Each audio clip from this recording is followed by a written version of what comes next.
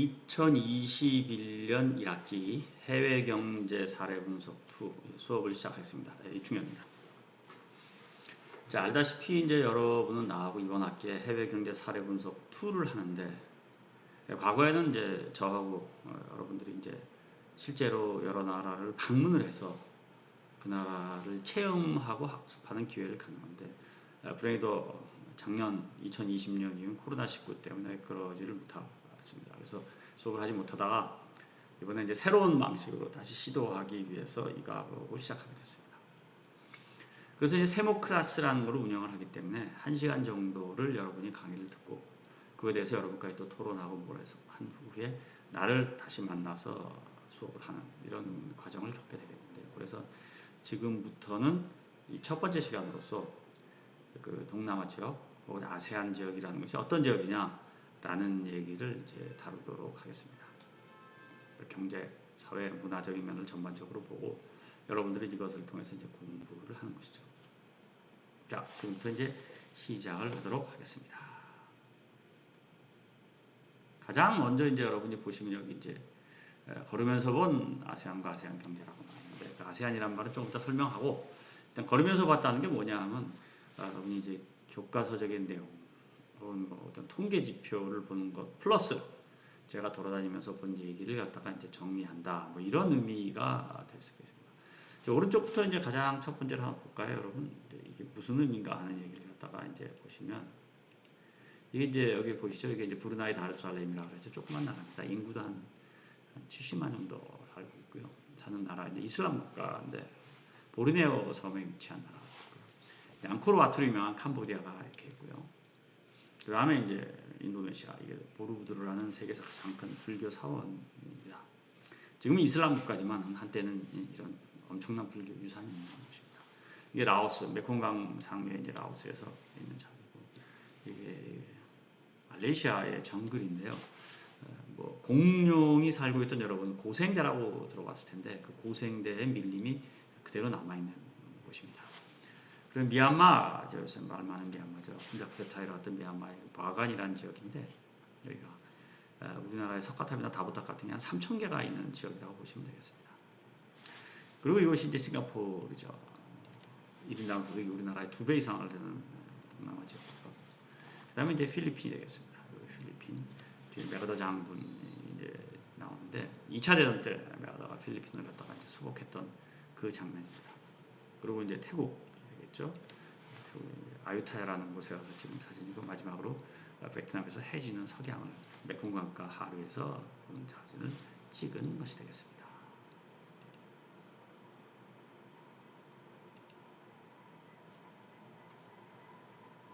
오늘 말씀드린 순서가 이제 첫 번째 교수 소개라는 게 이제 담당 교수인 나를 소개하는 거죠. 사실 뭐 이 교수 소개는 과거에는 안 했었는데요. 이게 왜 필요 없었냐 하면 뭐 여러분들하고 이제 오프라인에서 자주 만나니까, 교수란 일단 뭐 수업 시간에도 여러분을 보니까 내가 이제 한국 경제라든가 경제원론, 뭐 거시경제 이런 걸 가르치면서 여러분을 만나니까 또 뭐 굳이 소개할 필요도 없고 또 인터넷 잘 나와 있으니까 안 했는데, 2020년 이제 코로나19 이후에 또 그 학생들을 만날 수가 없기 때문에 할 수 없이 이렇게 오프라인에서도 제가 누구라는 거를 얘기를 해야지 되지 않나 생각해서 할 수 없이 했습니다. 두 번째가 이제 아세안에 대한, 아세안이 어떤 것인가라는 얘기를 했고, 세 번째는 이제 왜 우리가 또 아세안을 공부를 해야 되고 중요시 여겨지냐. 그리고 여러분이 이제 아세안 국가 중에 이제 세 나라, 말레이시아하고 베트남하고 태국에 대해서 이제 본격적으로 공부를 시작하게 되는데, 그렇게 공부하는 이유 얘기합니다. 그리고 이제 우리가 경제과를 다니기 때문에 여러분은 아세안의 중요한 이유가 아세안이 경제 공동체라는 걸 만들어서 우리와 같이 많은 경제 활동을 하게 되는데, 그 경제 공동체에 대해서 알아보고, 근데 경제 공동체 알아보고 이제 아세안에 대해서 알아봤으니까 한국과 아세안의 관계가 어떻게 변했고, 최근에 이제 등장하게 된 신남바 정책이 어떻게 해서 수입이 됐고 무슨 의미를 갖는가라고 얘기를 하고 있습니다. 그리고 이제 마지막으로는 신남방 정책이라든가 한아세안 경제관계에서 나오는 과제들, 이슈들이 뭐 있나 하는 것을 이제 하고 흥미로운 장면들 몇 개를 살펴보도록 하겠습니다. 자, 그럼 나에 대해서 이충렬 교수가 누구냐라고 설명하면 뭐 간단합니다. 이제 82년도에 이제 고대 경제학과를 졸업을 했고, 92년도에 오하이오 주립대학 경제과에서 경제학 박사를 이제 받고, 다음에 제가 이제 여러 가지 뭐 사회 활동을 하면서 학교 활동을 했죠. 그래서 이게 이제 한국금융연구원이라는데 연구원을 다니고 98년부터 이제 우리 학교 지금처럼 교수로 와 있고 뭐 학장도 한 2번 했고 그다음에 이제 동남아 연구소라는 조그만 기관이 있는데 거기 이제 소장을 하면서 관계를 좀 했고요. 지급결제라는 것에 핀테크라고 들어봤을지 모르겠는데 뭐 카드를 쓴다든가 모바일 페이먼트를 한다든가 이런 것에 이제 관계되는 것입니다. 그리고 이제 뭐 연구하고 이제 컨설팅을 하고 돌아다녔는데 그럼 연구를 뭘 하냐 하면 이제 KDI 한국개발연구원이라든가 뭐 대외경제연구원, 금융연구원 이런 데서 같이 이제 연구를 하고 보고서를 내고 또 논문도 내고 그랬고요.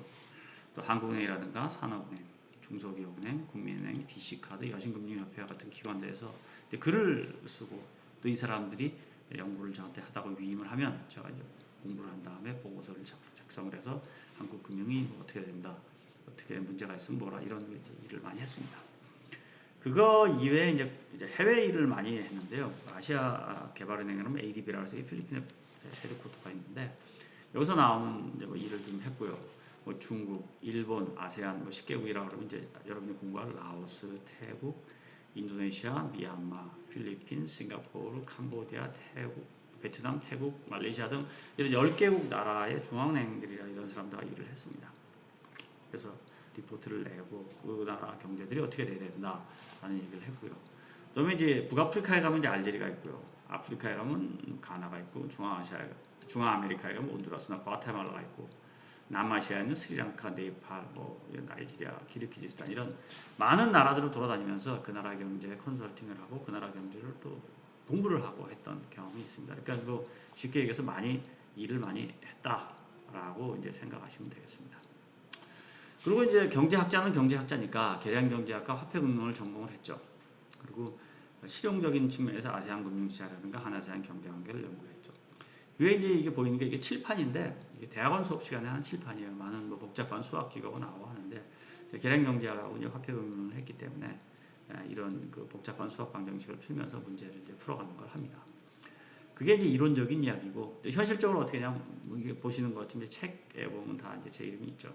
한국과 아세안의 관계가 어떻게 된다든가 뭐 아세안들이 어떻게 해야 된다든가 경제 공동체는 무엇인가 뭐 이런 관계된 갖다 도서를 써서 여러분 많은 사람들하고 토론하기도 하고요 연구를 했습니다. 그럼 이제 이거는 경제학자들이 얘기고 그 다음 얘기가 이제 우리나라에서 가장 많이 돌아다니는 경제학자다. 뭐 세계 각 지역을 돌아다니면서 배낭여행을 즐기는 사람이다. 뭐 이렇게 얘기를 하는 겁니다. 각지 사람들이 생각을 가서 이제 보고 이 사람들이 왜 나라는 것이 이제 나라는 개인의 의미도 있지만 대한민국 사람들, 우리나라 사람들하고 어떻게 다른가를 항시 묻고 생각합니다. 물론 경제학적으로 보는 것이죠. 제가 경제학자하고 경제학을 오랜 공부했기 때문에 경제학적 시각으로 보는 거예요. 물론 정치학이라는 사회학적 시각이 있을지 모르겠지만 제가 그거를 하기에 이제 충분하지 않은 사람이기 때문에 이렇게 볼 수 있습니다. 그리고 이제 갔다 온 걸 다 블로그에 기록을 합니다. 네이버 블로그에 이제 엄청나게 많은 양이 있는데 여러분이 보면 이제 재미가 없어요. 왜 그러냐면 굉장히 그 자세하게 이제 하나둘씩 경제학자적으로 풀었기 때문에 일반인 시각으로 보면 재미가 없습니다. 하지만 엄청나게 많은 내용이 들어가 있죠. 그리고 또 하나 얘기할 수 있는 건 200박 202일이면 7개월 정도 되는데 세계를 다녔습니다. 그래서 이제 여기 보시면 알겠지만 이제 이 대한민국에서 출발해서요. 대한민국에서 쭉 출발해 태국, 뭐 인도를 태국, 동남아를 거치고 인도, 네팔을 거치고 중동 지역을 거치고 유럽을 거쳐서 한 바퀴 돌아 한 700을 걸리더라고요. 5명이 다니면서 세계를 봤죠. 여기 이제 밑에 보시면 이제 노란색으로 이제 줄이 많이 가 있죠. 뭐 초록색, 파란색도 보이는데 이게 뭐냐면 제가 이제 다니면서 여행을 하고 또 일을 하고 또 체류하는 곳이라고 보시면 되겠습니다. 흥미 있는 곳이라고 여기 이제 중국 지역이나 일본 지역이 여기 한국을 포함할 수 있고요. 그다음에 동남아 지역이 이렇게 있고 인도 지역이 있고 중동 지역이 이렇게 있습니다. 북아프리카 지역도 이렇게 있게 되죠. 아프리카 남단도 있고 유럽 지역은 뭐 많고요. 미국은 제가 뭐 많이 살았기 때문에 이제 많고 중앙아메리카 지역, 온두라스, 과테말라 이 지역까지도 돌아다니면서 많은 일을 했고 사람들이 사는 걸 봤다고 볼 수 있겠습니다. 그래서 이제 지금부터 할 일은 이제 이렇게 많이 다닌 제가 아세안 지역 얘기를 할 텐데 아세안 지역은 특히 많이 봤다고 볼 수 있죠. 여기 보면 아시다시피 여기 요 아세안 지역이 이제 요 바로 동남아시아 지역인데 여기 엄청나게 많은 곳을 돌아다녔죠. 많은 곳을 돌아다니면서 나라들을 만나고 다녔다. 뭐 저보다 많이 다니는 사람은 없다고, 경제학자 중에서는요 없다고 이제 얘기를 하고 있으니까 그렇게 이해하시면 되겠습니다.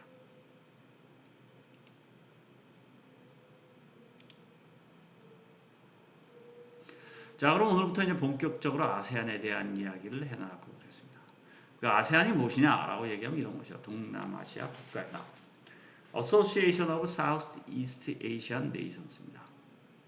그러니까 이제 잘 보시면 아시겠지만 ASEAN, 그래서 아세안, ASEAN, 동남아시아 국가연합이라고 우리나라에서 부르는데, 이 동남아시아 국가연합이라고 부르는 것보다 아세안이라고 부르는 게 더 편하기 때문에 보통 사람들이 다 그냥 아세안하고 한국말로 아세안 합니다. 그 아세안에 참여 국가는 10개국이죠. 말레이시아, 인도네시아, 싱가포르, 필리핀, 태국. 이게 이제 아세안 5라고 부르는 건데, 창립 멤버입니다. 1967년 8월이죠. 이 5개 국가가 당시에 이제 태국의 방콕에 모여가지고 어떤 연합체를 형성하자 그래서 만든 게 아세안 5고요. 그다음에 브루나이가 1984년도에 가입을 했고, 베트남이 95년도에 가입을 하고, 라오스와 미얀마가 97년도에 가입하고, 캄보디아가 99년에 가입합니다. 그럼 이제 왜 굳이 이제 말레이시아, 인도네시아, 싱가포르, 필리핀, 태국이 1967년도에 아세안 5를 만들었냐? 그러면 이제 역사 얘기를 들어가요. 지금 이 강의를 듣는 학생들이 대개 이제 2000년 전후반에 이제 태어난 학생이기 때문에 1967년이라면 굉장히 오래된 얘기가, 태어나기도 20, 30년 전 얘기니까 굉장히 오래된 얘기라서 생각할지 모르겠지만, 그 당시에 만들어진 시스템이 오늘날에 영향을 주기 때문에 그때를 한번 되돌아봐야 하는 것입니다. 1967년도에 세상은 어떤 일이 있었냐 하면 이제 인도차이나 반도죠. 인도차이나 반도에 이제 돌아보시죠. 여기 베트남이라고 이제 들어가 있죠. 이 베트남이란 나라에, 그렇죠, 여기 베트남이 17도 선으로 구분이 되어 있었습니다. 이제 우리는 이제 38도 선이라고 얘기하는 것인데, 베트남이라는 나라는 17도 선으로 구입되었어요. 그러니까 이제 1945년도에 제2차 세계대전이 끝난 다음에 한반도는 이제 둘로 갈라지죠. 뭐로 갈라지냐면 북한과 남한. DPRK라고 그러면 조선민주주의인민공화국하고 대한민국 남한이라는 이제 그걸로 북한과 남한으로 구분이 되지 않습니까? 그리고 이제 한국 전쟁이 생기고, 그래서 수많은 사람이 죽고 이제 휴전선이라는 게 생겨서 53년도에 휴전선이 생겨서 오늘날까지 이어지고 있죠. 그와 비슷한 현상이 이제 베트남에 일어납니다. 우리는 38도 선으로 이제 남북이 갈렸지만 베트남에서는 17도 선으로 갈리게 돼요. 이 17도 선의 북쪽에는 북베트남이 성립을 하고 남쪽에는 남베트남이 성립을 합니다. 그럼 이제 우리가 이제 남북한이 갈렸다고 생각하면 여러분이 쉽게 이해를 했으면 되는데, 북베트남과 남베트남 간에는 이제 전투가 발생을 하게 돼요. 휴전선 근처에서 잦은 전투가 발생하게 되고, 또 어떤 게 있었냐면 남베트남에는 엄청나게 많은 이제 국지전이 발생을 하게 됩니다. 그 국지전이라 하면 어떻게 되냐면 북베트남에서 파견한 병사들이 남베트남으로 와서 여기저기서 게릴라전을 벌이는 활동을 하게 되는 거예요. 그래서 그걸 갖다가 이제 총칭해서 월남전이라고 부르게 됩니다. 혹은 베트남 전쟁이라고 부르게 돼요. 그럼 이제 여러분이 생각하기에는 이게 뭐 그러면 게릴라전 몇 개 하는 게 무슨 일이냐라고 생각했지만, 실제로 그런 게릴라전이 아니고 게릴라가 대포도 쏘고 하는 이 게릴라전이었기도 굉장히 큰 전투였다고 보시면 되겠습니다. 그랬을 때 이제 이 북베트남은 이제 공산주의를 했기 때문에 중국과 지금의 러시아인 소련의 지원을 받게 되고, 남베트남에는 이제 미국과 여러 가지 자유국가의 도움을 받게 되는데, 여기 한국군도 참전을 하게 되죠. 자, 이런 시대였던 얘기입니다. 그게 이제 1960년대니까 지금부터 70년 전에 일어났던 얘기겠죠. 자, 이렇게 이제 월남전이 한참이던 시대에 이 공산 게릴라가 동남아시아 지역 여기저기서 발생을 하게 됩니다. 라오스에서도 동남아시아에서 이제 발생을 하게 되고, 여기 캄보디아에서도 발생을 하고, 태국 북부에서도 활성을 하게 됩니다. 필리핀 남부에서도 공산베트남의 공산군이 활동을 하게 되고요. 말레이시아의 정글에서도 활동을 하게 되고, 인도네시아의 산속에서도 공산 게릴라들이 활동을 하게 됩니다. 그런데 공산 게릴라의 활동들은 물론 이제 무기 지원이라 이런 것들 갖다가 이제 소련과 중국부터 지원을 받아가지고 활동이 일어나는데, 그러니까 나라가 혼란스러울 거 아니에요. 그래서 이런 공산 게릴라의 활동에 어떻게 대응을 할 것인가라고 공통적인 대응을 하기 위해서 5개 나라가 뭉치게 되는데, 그 5개 나라가 아까 말씀드린 아세안 5라는 얘기입니다.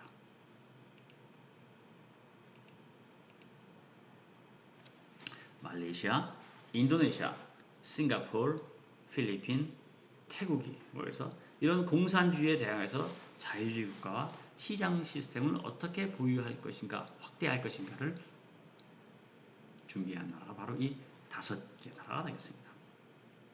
자, 그런데 1975년 4월 30일 어떤 현상이 발생하냐면 동남아시아에서 이제 굉장히 특이한 현상이 발생을 합니다. 어떤 현상이 발생할까요? 바로 동남아시아 지역에서 월남이 통일이 되는 현상이 나옵니다. 즉 17도 사상에 있던 북베트남이 남쪽으로 침공을 하고 베트남이 공산주의 국가로 완전히 되는 것입니다. 그와 동시에 다음 달에는 라오스에 있던 공산 게릴라가 수도 비엔티엔을 점령하는 일이 발생을 하고요. 캄보디아 역시 공산주의 국가가 됩니다. 자, 그래서 이제 어떻게 되냐면 이 세 나라, 베트남과 캄보디아와 라오스가 완전히 공산화가 75년도 5월달쯤 다 끝나니까 이 나머지 5개는 더 급해지는 상황이 되죠. 그래서 아세안 5들은 이대로 공산주의에 대해서 위협을 갖다가 보존하기 위해서 똘똘똘 뭉쳐서 자유주의 국가를 갖다가 형성하는, 블록을 형성하는 일이 되게 됩니다. 그 당시에 유명했던 이론이 이제 도미노 이론이라고 있어요, 여러분. 도미노라는 게 이제 장난감 도미노 아닙니까? 이렇게 쭉 도미노 판을 세운 다음에 하나를 탁 떨어뜨리면 쭈르륵 무너지게 되는 게 도미노 있죠. 그 당시에 이제 왜 이렇게 흘렀냐면 하나의 도미노 국가가 공산주의가 되면 바로 옆에 있던 나라도 공산주의가 되고 계속해서 공산주의 국가가 된다는 것이 바로 도미노 이론입니다. 그래서 베트남이 공산주의가 되자 라오스하고 캄보디아가 공산주의가 됐죠. 그래서 라오스하고 캄보디아가 공산주의가 되면 곧 태국도 될 것이다. 태국이 공산주의가 되면 말레이시아도 되고 싱가포르도 되고 인도네시아가 돼서 동남아시아 지역은 전부 다 공산주의 국가가 될 것이라는 위협이 굉장히 팽배했습니다. 그래서 이들 나라는 뭉쳐서 우리가 공산주의 국가가 되지 않고 일반적인 자유시장주의 경제, 민주주의 국가가 되겠다라고 이제 노력을 하게 되는 것이죠.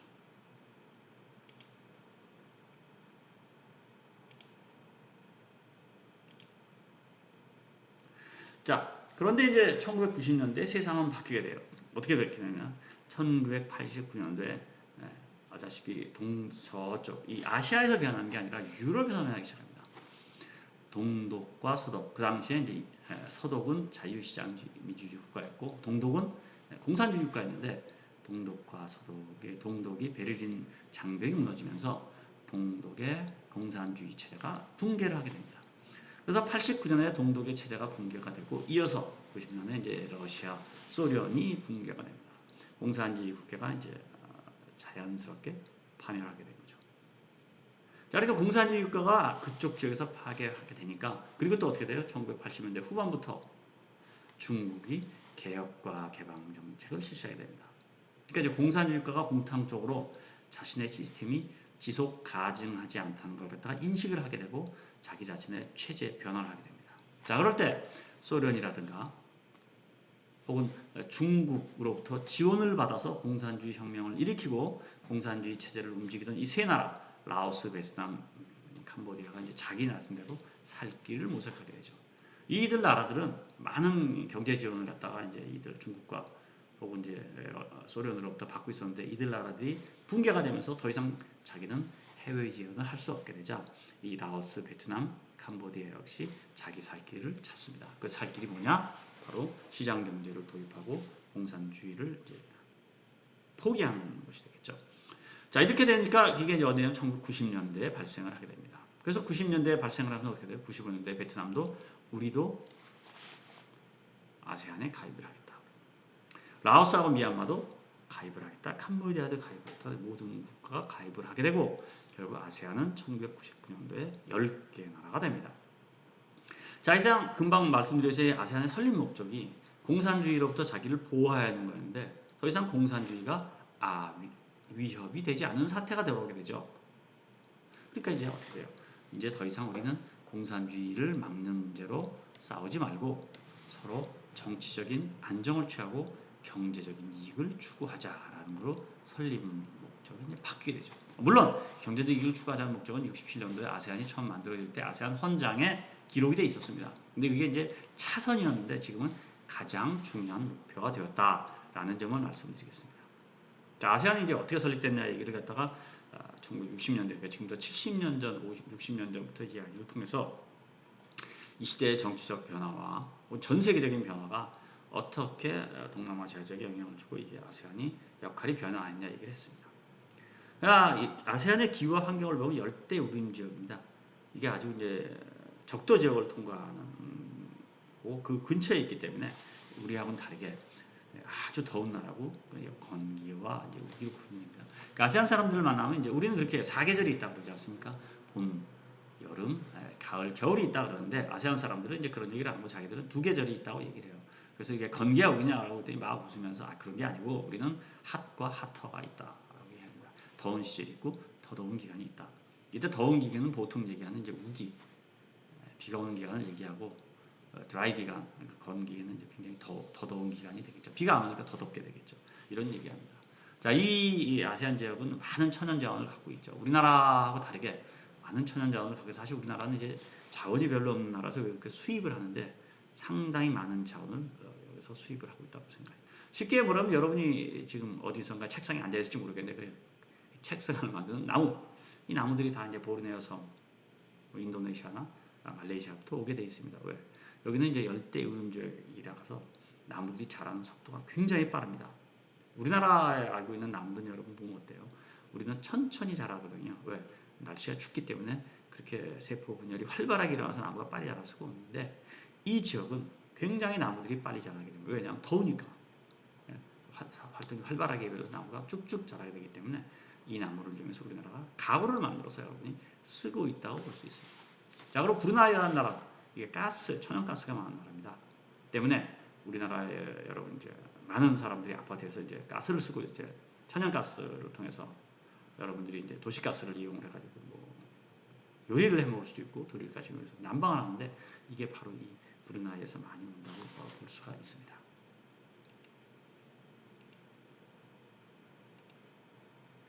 자, 그럼 이제 아세안의 10개국이 어떻게 구성되어 있냐 한번 보죠. 여기 보시다시피 이제 제가 하나씩 보죠.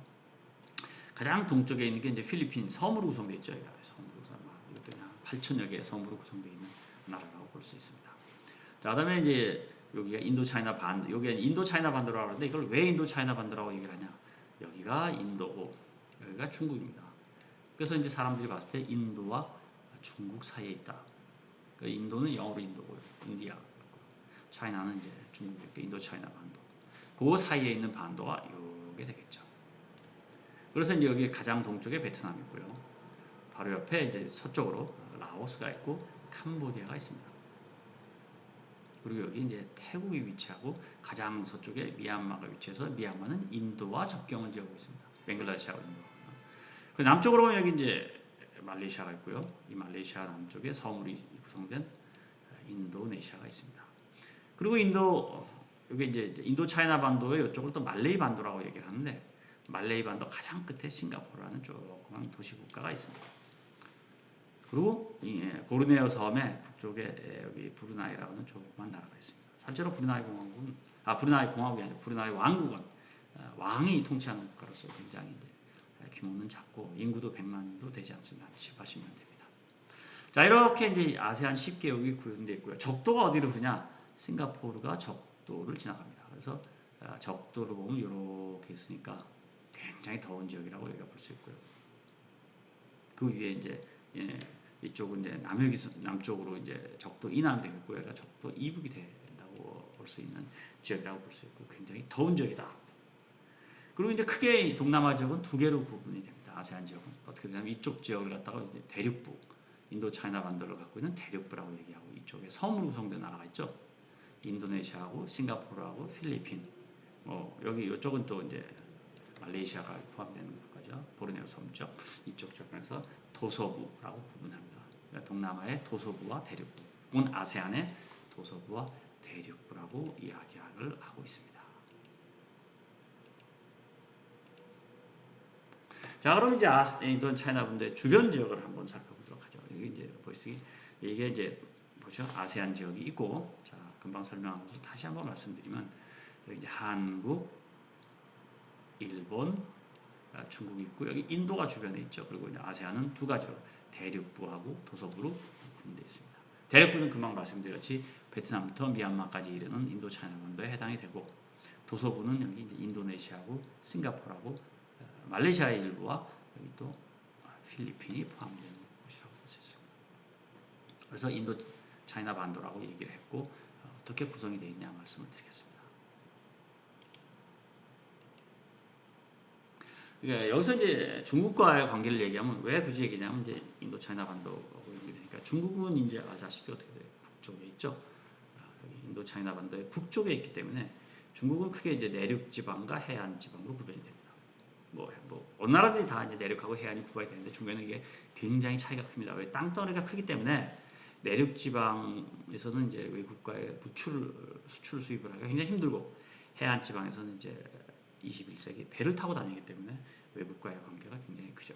왜 이게 중요하냐면 중국이 개혁, 20세기에 개혁 개방을 하면서 오늘날처럼 이렇게 소득을 만불 이상 높이 올라오게 된 가장 큰 이유가 이제 해안 지방을 중심으로 무역을 했기 때문이죠. 잘 아시다시피 여기 이제 베이징, 여기가 이제 여러분 생각 보여드리죠. 여기가 중국의 북경이 되겠고 북경 옆에 천진이라는 굉장히 큰 항구가 있죠. 산동반도에 칭다오라는 이제 맥주로 유명한 칭다오라는 항구가 여기 있고요. 그다음에 여기가 이제 상하이 지역이 되겠습니다. 그리고 여기 홍콩 지역이 여기가 되겠죠.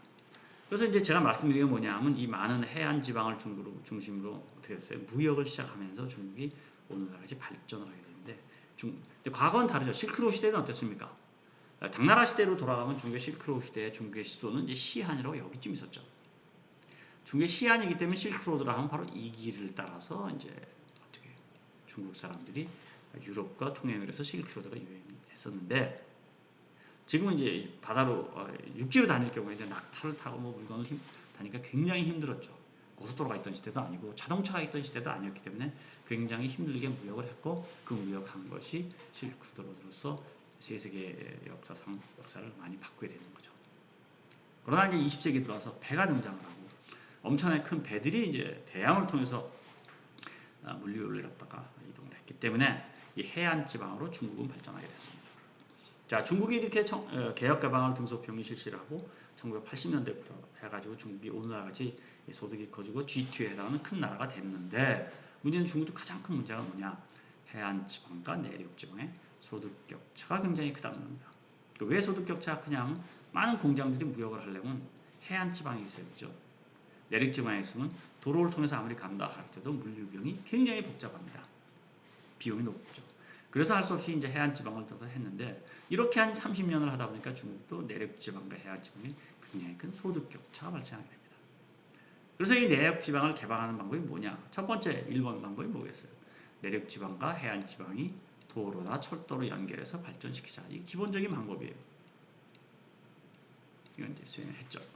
두 번째 방법이 뭡니까? 이 내륙 지방을 갖다가 이렇게 관통을 해서 일을 시작을 하게 되면 어떻게 돼요? 곧바로 인도양을 통해서 유럽과 무역을 할 수 있게 됩니다. 이게 이제 두 번째 방법으로 되는 거죠. 이렇게 될 경우 어떻게 돼요? 이쪽 내륙 해안 지방을 통해서는 태평양을 통해서 가는 거고 이쪽 내륙 지방의 동남아시아 지역을 통해서 가면 어떻게 돼요? 유럽과 아프리카와 무역을 할 수 있게 되는 것입니다. 많은 경쟁을.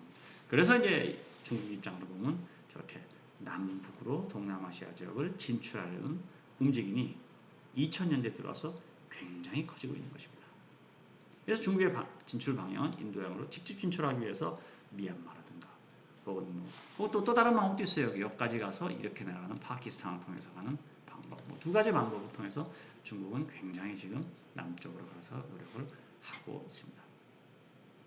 더 중요한 얘기 하나는 여기가 이제 말라카 해협이라는 곳인데요. 이 말라카 해협은 말레이시아와 인도네시아 사이에 있는 조그마한 해협입니다. 그 말라카 해협은 이제 세계 전략적으로 굉장히 중요한데 이 해협이 약 폭이 좁은 데는 30km에서 40km 정도 돼요. 근데 이 30km, 40km를 통해서 어떻게 하냐? 전 세계에 다시 말씀드리면 여기요. 중국하고 한국하고 다시요. 중국과 한국과 일본에서 하는 모든 배들이 이 말라카 해협을 통과해서 현재로서는 유럽과 아프리카로 무역을 하고 있습니다. 그런데 이 말라카 해협은 폭이 불과 30, 40km밖에 되지 않아요. 그러니까 이 말라카 해협이 만약에 막혀버리면 한국, 중국, 일본의 경우에는 모든 것이 마비돼 무역이 마비되는 사태예요. 굉장히 치명적이죠. 그런데 이제 여기를 누가 지키냐? 아시다시피 이제 이 해협을 지킬 수 있는 해군력을 갖고 있는 것은 뭐 여기 뭐 물론 말레이시아고 뭐 인도네시아도 있겠지만 이제 미국이라고 볼 수 있죠. 그래서 중국의 입장으로 봤을 때는 여기를 막을 게 아주 치명적인 상황이 오기 때문에 중국은 될 수 있으면 이 리스크를 해결하기 위해서 어떻게 돼요? 이쪽 지방으로 가려는 움직임을 갖고 있는 것입니다. 파키스탄을 통해서. 그래서 이제 다시 중국은 계속 남북으로 진출하려고 노력을 한다라고 이해를 해주시면 되겠습니다. 자, 그럼 이제 일본은 어떻게 되냐? 아시아의 이제 또 하나의 강국인 일본은 과거부터 일본은 오래전부터 이제 동남아에 눈독을 들여서 이쪽으로 진출을 했습니다. 그래서 이제 일본은 어떻게 되냐면 인도차이나 반도의 서쪽으로 물론 여기 있는 섬들 필리핀이라든가 혹은 뭐 인도네시아는 오래전부터 일본과 많은 관계를 맺었고요. 인도차이나 반도 입장에서는 서쪽으로 진행되는 일을 추진했습니다. 그래서 두 가지 상황이 이제 부닥치게 되는 상황이 되는데 뭐냐? 중국은 남북으로 오고 일본은 서쪽으로 진행이 되는 과정에서 중국과 일본이 다시 한번 붙는 곳이 지금 현재 이제 인도차이나 반도라고 보고 있어요. 동서 경제 벨트라고 얘기를 하고 여기는 남북, 중국은 남북 경제 벨트라는 것이 두 가지 붙는 것이 자, 우리나라 입장에서는 알다시피 우리는 이제 인구가 한 5천만이 돼서 중국에 비해서는 뭐 인구가 굉장히 작죠. 일본이 이제 1억 2천만쯤 되기 때문에 일본에 비해서도 인구가 반밖에 안 돼요.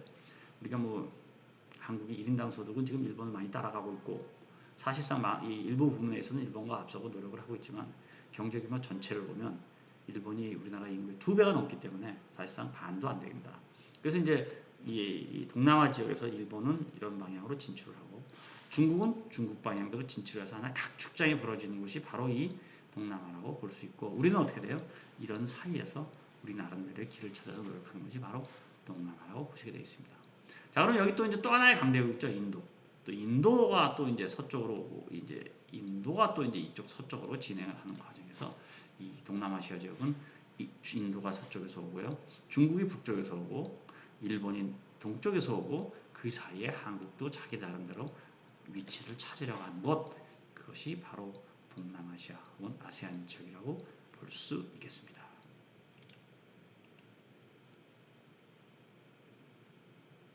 자, 오늘 강의는 그래서 이제 동남아시아 지역에서 이게 무엇이고 현재 이게 왜 중요하냐 그 중에 하나로서 이제 삼국이 격투를 하고 있다는 얘기를 까지만 했다고 볼 수 있겠습니다.